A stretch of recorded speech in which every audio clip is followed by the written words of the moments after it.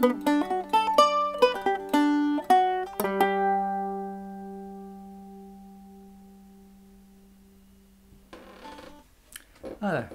this is a short video I'm making about this mandolin.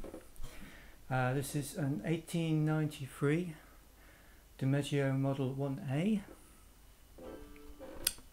and usual pullback sound, nice bright.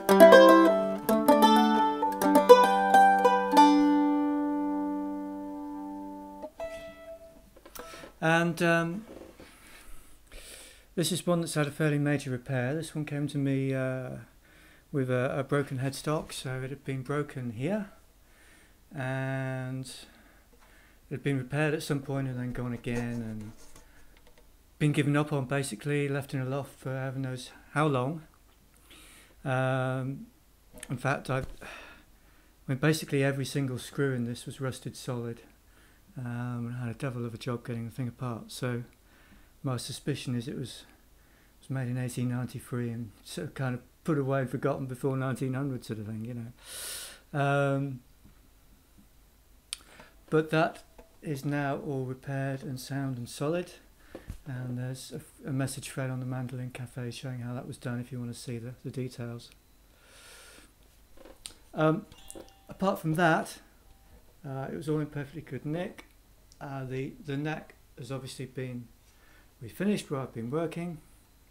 There is a join in the neck veneer again where I've been working, and it's one of these things under the right light or the wrong light, depending how you look at it.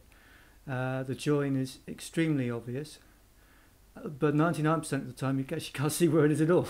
So if I put that near the camera, can you see? If you look very, very hard, you can just about see a join. That's my finger there.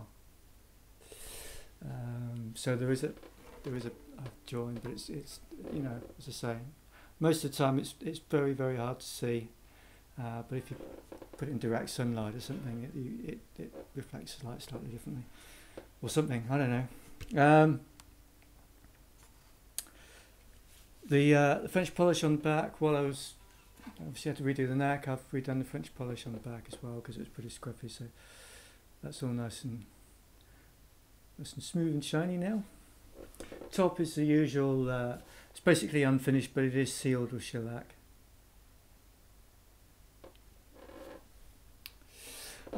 Tuners are the usual DeMeglio enclosed type, and they work very well actually, and certainly for something that's 120 years old anyway. And the nice thing about these is they have nice big buttons on them. A lot of these vintage pullbacks have very small buttons, and it's difficult. They break off because you have to put so much force in, because the button's so small. You're really struggling to turn the things, and these are nice big chunky ones that you can actually get hold of and turn. My only complaint actually is that part of the headstock there, if I can get it square onto the camera, this part of the headstock here is too close to that button, which is a design fault, but there we go. Neck angle is very good, and in fact I have raised the height of the bridge saddle. It has the original bridge with the metal saddle, so it's a brass saddle on there, and I've had to raise that up actually to get it playing nicely, put the action back right. So there's you know, there's plenty of room for adjustment there. Likewise, it has the original brass nut and zero fret rather at that end.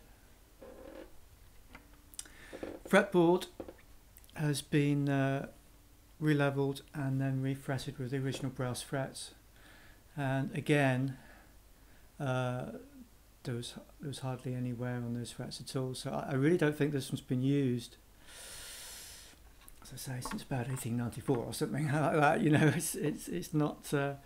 It's just been put away and forgotten. It's almost been in a time capsule ever since it was broken, I guess. So that does mean there's quite a bit of room on those for further wear and for some more levels and dresses before they actually need replacing.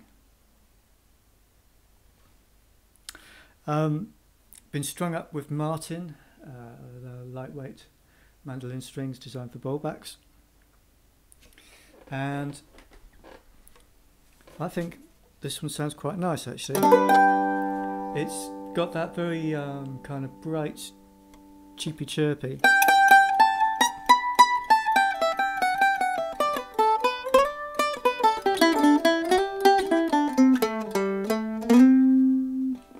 Kind of bowl back sound, and you know, typically Italian.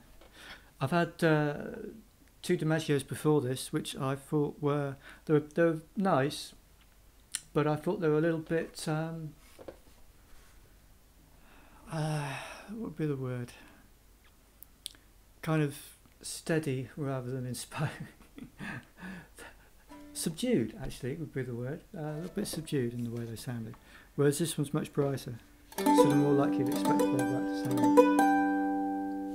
So let's just play with a few chords so you can hear what it sounds like, and then I'll finish off with a couple of tunes.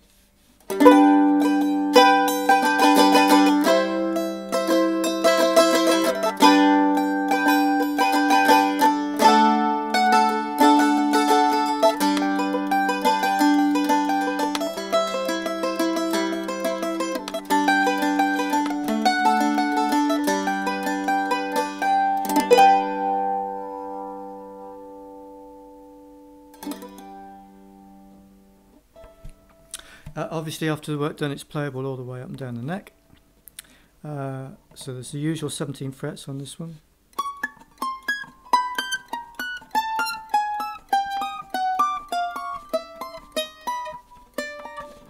Ah. Can't keep hold of the thing.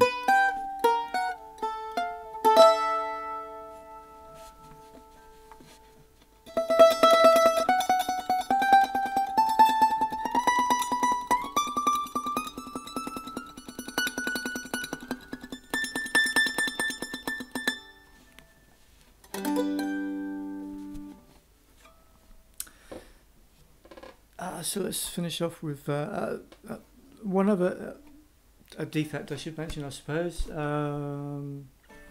Fret locations. There are a couple of frets where the fret slots were not where they should be, to be honest. And obviously that puts your intonation slightly off. What it means in practice is you have to be very careful about the bridge position. So rather than having a little bit of leeway in where the bridge can sit and have everything in tune, you have less room for manoeuvre in order to get a good compromise that puts everything reasonably in tune.